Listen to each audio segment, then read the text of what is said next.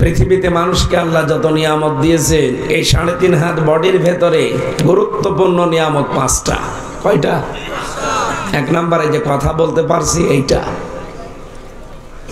কবি নজরুল কত বছর তিনি কথা বলতে পারতেন না, আল্লাহ তার বাক শক্তি কেড়ে নিয়েছিলেন।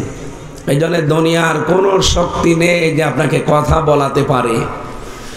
আপনি যে লাভ ঝাপ দেন, আল্লাহ যদি শুধু বলে কোন ফায়াকুন, হয়ে যাবে, আপনি জীবনেও আর কথা বলতে পারবেন না।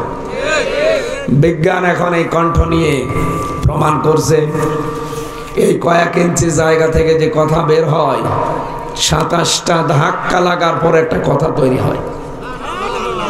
আপনি টের পাচ্ছেন কি বললাম? কোরআনের ব্যাখ্যায় পড়েছি, এক একটা জায়গায় এক একটা ফেরেশতা বসে আছে। 27টা স্তর পার করে যে একটা কথা বের হয়, প্রত্যেক ফেরেশতা দায়িত্ব পালন করছে। এর কাছে, এর কাছে, এর কাছে, এভাবে দিতে দিতে 27 নম্বর জায়গায় যে আমার কণ্ঠের সাথে কথাটা কিভাবে মিলবে, তখন ওই ফেরেশতা বের করে দেয়।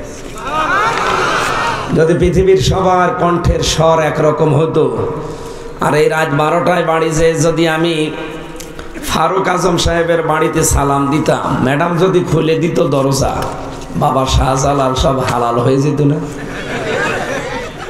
কথা বোঝেন আমার? আল্লাহ কি দয়া করেছে বলেন তো।